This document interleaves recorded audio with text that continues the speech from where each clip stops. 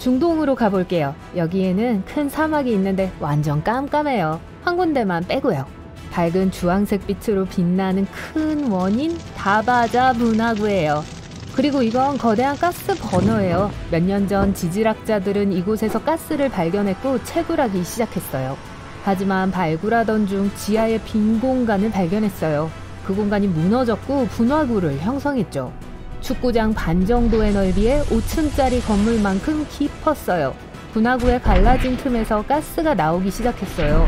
그리고 근처에서 동물들이 종종 풀을 뜯어먹기 때문에 지질학자들은 가스 기류에 불을 붙여 원천을 고갈시키기로 결정했죠.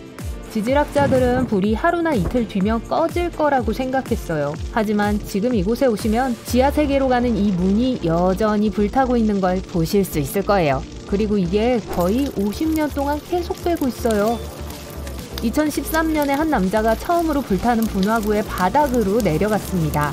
그는 그곳에서 다양한 샘플을 수집했고 과학자들은 지구상 어디에서도 찾아볼 수 없는 박테리아를 발견할 수 있었죠.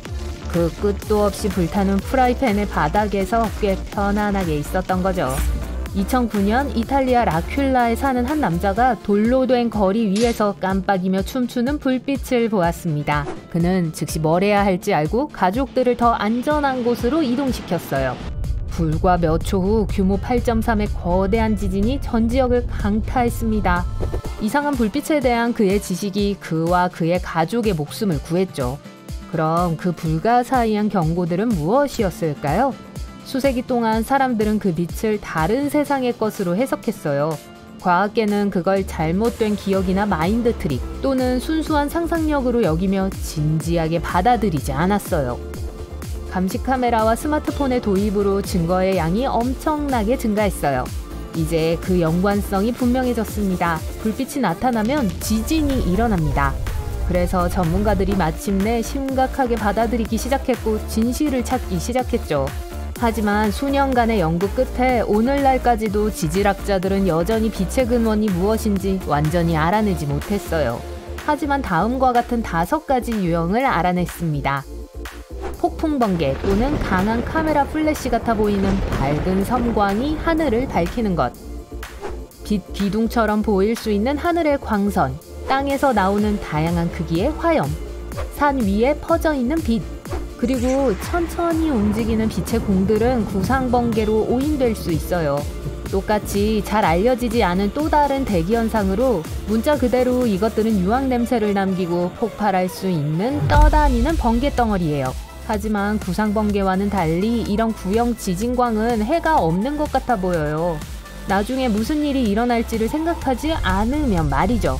하지만 이 모든 종류의 빛으로도 전문가들은 이게 지진과 정확히 어떻게 연관되어 있는지 알지는 못해요. 지진 충돌 전에만 나타나는 게 아니에요. 일부는 지진 발생 중과 이후에도 보고된 바가 있어요. 또 운석 충돌, 화산 폭발 또는 오로라와 같은 다른 현상과 함께 나타날 수 있어요. 지금으로서는 과학자들은 설명할 수 없는 걸 설명할 이론만을 내놓을 수 있을 뿐입니다. 최근 이론 중 하나는 빛은 지진이 일어나는 동안 끊어진 전기선이었다고 주장하고 있습니다. 하지만 이 이론은 이 현상이 어떻게 수백 년 또는 수천 년 전에도 관찰되었는지에 대해선 설명하지 못해요.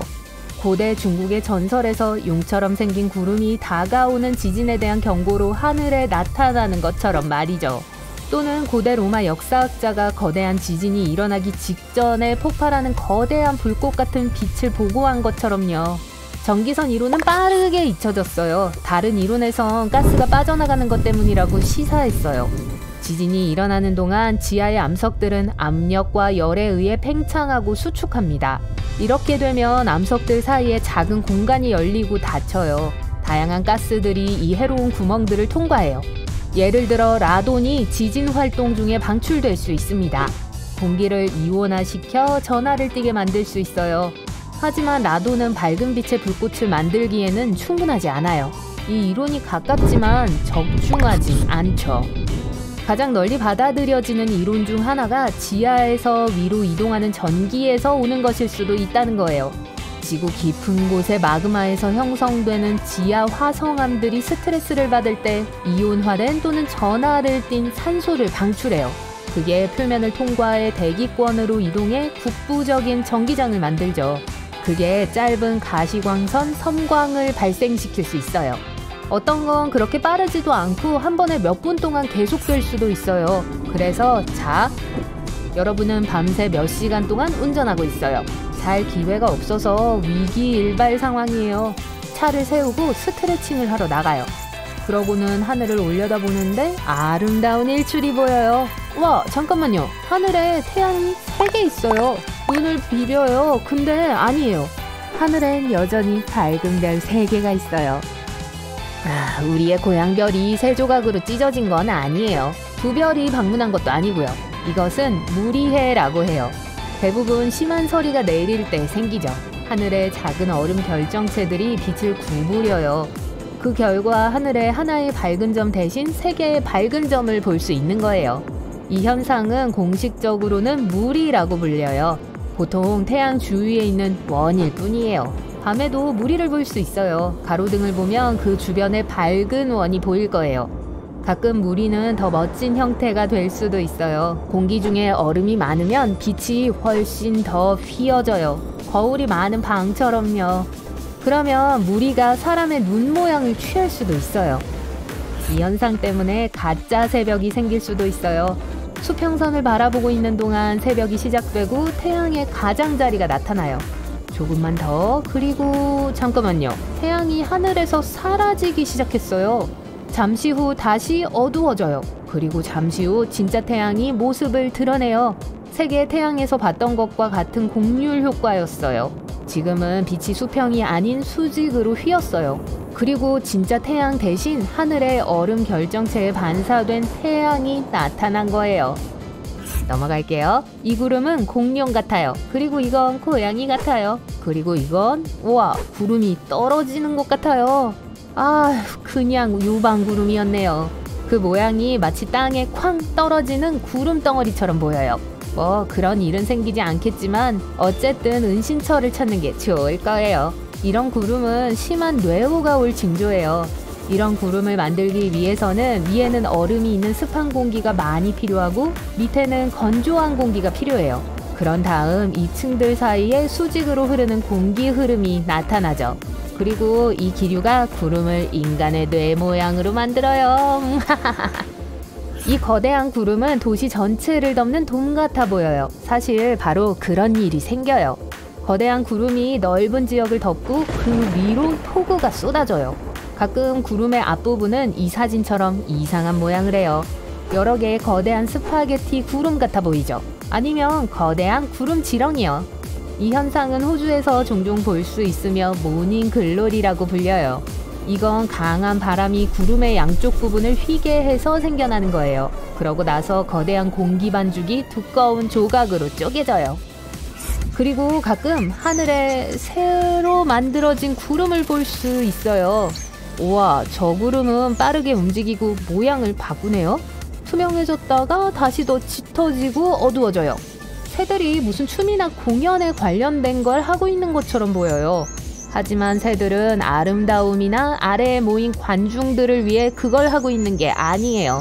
보호를 위해 하고 있는 거예요. 새들이 그런 구름으로 모여 있으면 맹금류를 위협할 수 있어요. 독수리나 매는 수많은 새들 중에서 하나의 목표물을 고르는데 어려움을 겪을 거예요. 그리고 서로 감싸며 빠르게 움직여요. 물고기들도 같은 방법으로 떼지어 옹기종기 모여 있어요. 그런 구름은 배고픈 포식자를 놀라게 할지도 몰라요. 선글라스를 챙겨서 가볼까요? 이 현상은 약 40분 동안 지속돼요. 이 구름들은 가끔 밤에 달 주위로 으스스한 고리를 만들어내는 구름들과 같아요. 자연은 다양하게 다른 방식으로 재난의 초기 징후를 보내요. J자 모양의 나무는 산사태가 오고 있다는 뜻이에요. 땅이 천천히 움직이기 때문에 나무들이 이처럼 셀카를 찍고 싶은 모양으로 자라요. 초인적인 힘을 갖고 있지 않다면 평평한 곳을 찾고 나무 근처에 가는 건 피하도록 하세요. 또 다른 신비로운 현상은 사막에서 볼 수 있어요. 모래폭포요. 바람이 많은 모래를 협곡의 가장자리로 가져다 두면 떨어지기 시작해요. 이제 이 효과를 100배 증폭시키면 사우디아라비아의 모래폭포가 돼요. 진짜 나이아가라 폭포 같죠? 다만 물은 한 방울도 없어요. 현지인들은 이 현상이 곧 닥칠 모래 폭풍을 경고해 준다고 해요.